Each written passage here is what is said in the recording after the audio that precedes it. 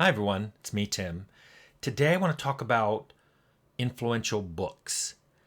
Now, I've already talked about tabletop influences on my games during my career and what games I think are really good for you to learn from, along with my top 5 favorite games. And I separated those into different videos because I thought that was important to do, even though some people still think the ones that I think are good to learn from are my favorites.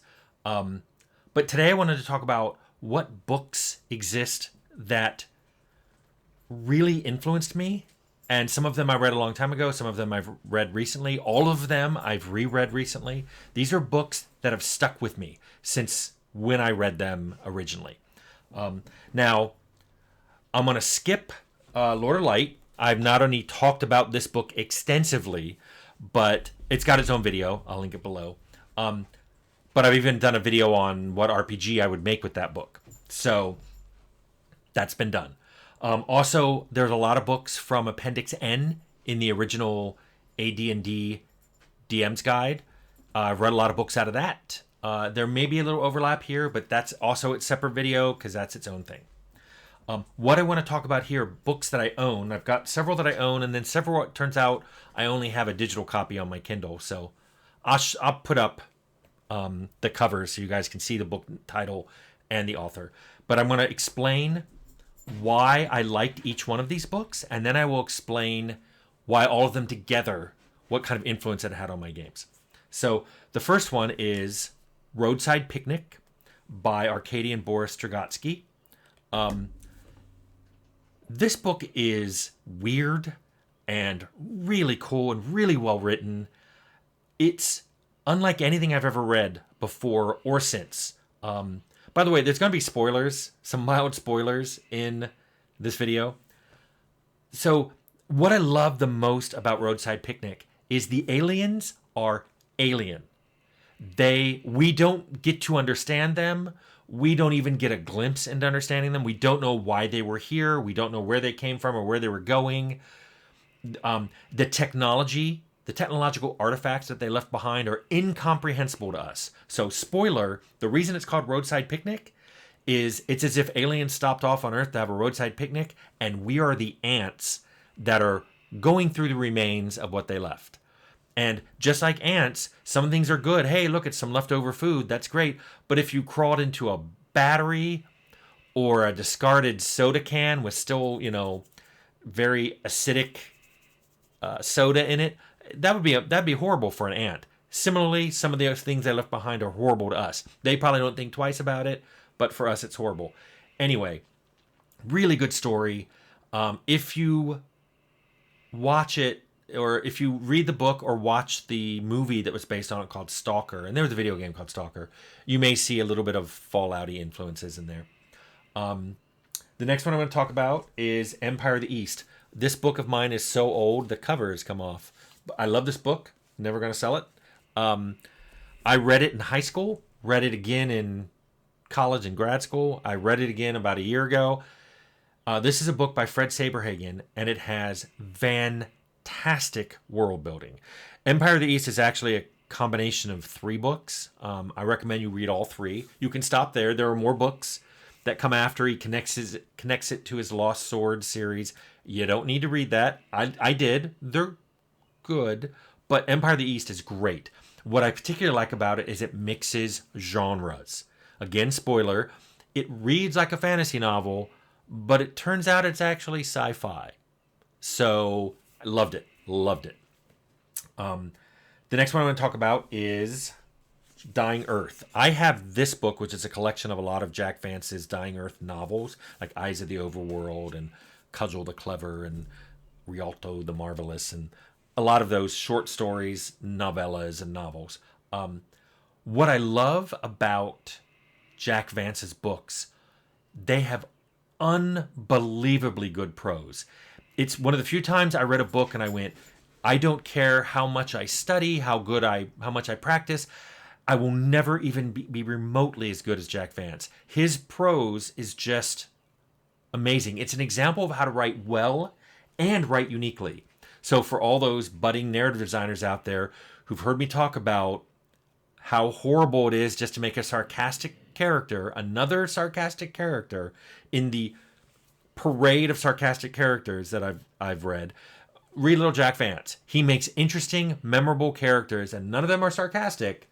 They're all very serious and intent, all very different.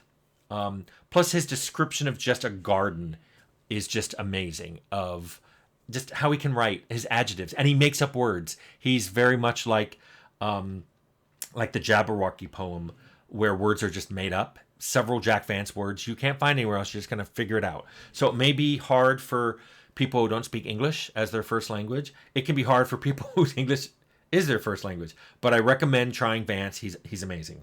By the way, to give you an idea how much I like Vance and Empire of the East, I bought and own the Dying Earth version, or the Dungeon Crawl Classics version of Dying Earth and Empire of the East. That's how much I love those settings.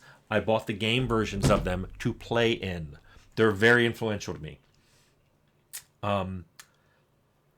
Another book, I don't have I only have a digital version of it, and it's actually a series. It's The Book of the New Sun by Gene Wolfe.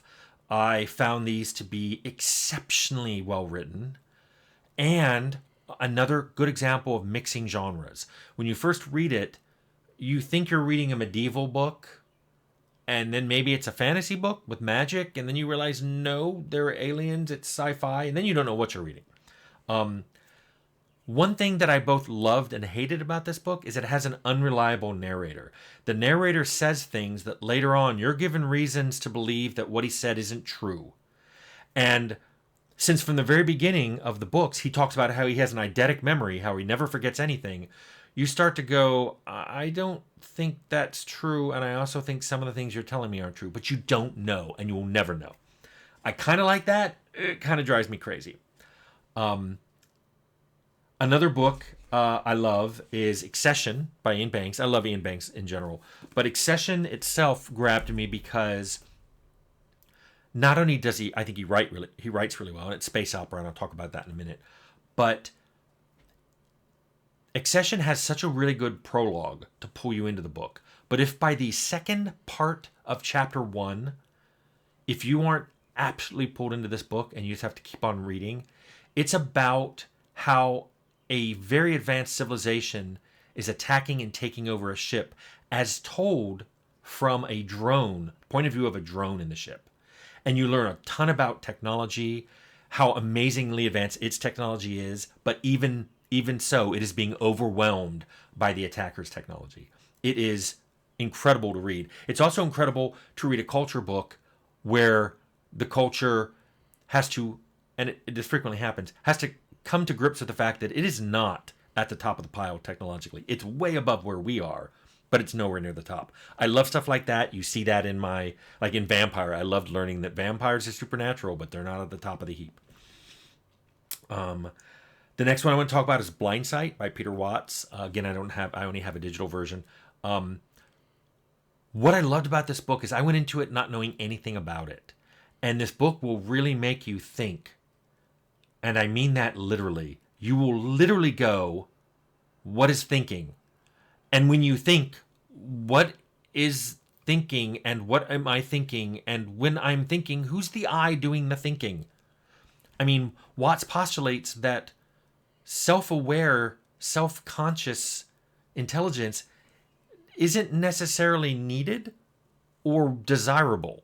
And he gives examples of non-self-aware, probably non-self-aware aliens who are way above us and are doing well out there in the universe. So it's a really wild book to read. And he gives examples of non-human intelligence that we do understand with the vampires. So, crazy stuff. Next book I want to talk about is Ursula Le Guin's The Left Hand of Darkness. I love all of Ursula Le Guin's books. What I love about her particularly is she is a master of what if. She will write a story where she basically postulates, what if this one thing? And then everything that comes from that. What I loved about Left Hand of Darkness is the thing she postulated was, what if gender wasn't fixed? What if there was a race that of humans in the future that had evolved to switch genders periodically. What kind of society would that be like? How would they interact with a gendered society? And what I love about how it's written is it's written from the point of view of someone coming from a gendered society, and then you get to get some of the POV from people who are from the genderless society. So it's really well written. I mean, the Earthsea series is really good to read too, but basically anything from Ursula Le Guin is great. The one last specific book I want to talk about is The Nightland by William Hope Hodgson. It's a very old book written at the turn of the 20th century, like the first or second decade of the 20th century. Very similar, or around the same time that another book was written that I do want to mention. But Nightland it's very old sci-fi, and it's very dark, and it's very mystical. And what I love about it is it's sci-fi, but it doesn't read like a lot of sci-fi you're used to. There's a lot of advanced concepts that the narrator doesn't understand. Technology has gotten so advanced that the narrator doesn't understand how half of it works. But what's interesting is I don't think the writer did either. It's so far in the future that the sun has gone out. Obviously, I like that with Dying Earth and Book of the New Sun. The sun's going out. This is one where the sun's gone out. There's no more sun. And most of the people live in this giant pyramid building that's protected by a force field. But he doesn't call it a force field. He calls it the air clog. And somebody has to go out, and the reason is given, and he has to go out and do stuff. And there's lots of nasty stuff out there. Some things that are way more powerful than humans. And the only thing keeping them at bay is our air clog, which we're not even sure how it works anymore. And he encounters things, and some of the things I think I understood. Like, I think one group he understood were robots, but I don't think he knew what robots were. So he just described it as tall men who somehow communicated without talking. And it's crazy. And it's a great book. It's very Cthulhu-esque, but there's really no Cthulhu-like creatures. You have to read it. It's really good. Very similar to that is Last and First Men by Olaf Stapleton. Love this book. I actually do have a copy of it. I forgot to pull it out. It is a fantastic book. Highly, highly, highly recommend it. It goes from us, the First Men, all the way through millennia from now, multiple millennia, millions of years from now, to the Last Men who live on Neptune. If you can catch the movie with Tilda Swinton, I highly recommend it. But basically, it tells the sweeping history of humankind without really getting into characters. It's basically just events, and that worked for me. Some people don't like it, but it worked for me. Before I wrap up, I mentioned Ian Banks and Ursula Le Guin, and anything they write is good. I'd also recommend anything from Peter Hamilton, his Commonwealth saga, and anything by Alastair Reynolds, especially the Revelation space books. Basically, I love these because they're big ideas, cosmic ideas, and they're just really, really good space opera. Highly recommended. So, now that I've told you about each individual book and what I liked about them, you may have noticed that there's a lot of common threads. All these books have relatively dark settings. There's some bad stuff going on. There are some bad people, or maybe the entire setting is somewhat evil and dark and hopeless. I kind of like that. It's great to inject a player into. There's a lot of mixed genres. I love that. I love fantasy and sci-fi being mixed. I love it being mixed, and you don't even know what's being mixed, because the narrator doesn't know, and you as the player won't know either. I love big ideas. I love big, like, cosmic stuff, space opera. I love what if. Hey, let's talk about this one thing. What if this? Arcanum, the entire thing was what if an industrial revolution happened in the middle of a fantasy world. I love that stuff. And then on top of this, I love that the narrator is not all-knowing. Like I said, having that unreliable narrator in Book of the New Sun was a little aggravating at times, but I love narrators who don't understand what's going on. Left Hand of Darkness was like this.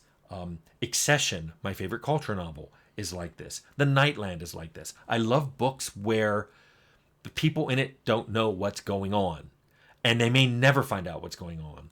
And you, the reader, are left to try to figure out and interpret what happened. I love that in books, and I love that in games. So these are the books that really did had a huge influence on me, how I thought, how I wanted my games to be, And these are the books that also stick with me. I think about the concepts in these books a lot. I think if you read them, they're going to stick with you too. So, anyway, those are all the books that were huge influences on me, and I hope you read them and you'll find them influential as well.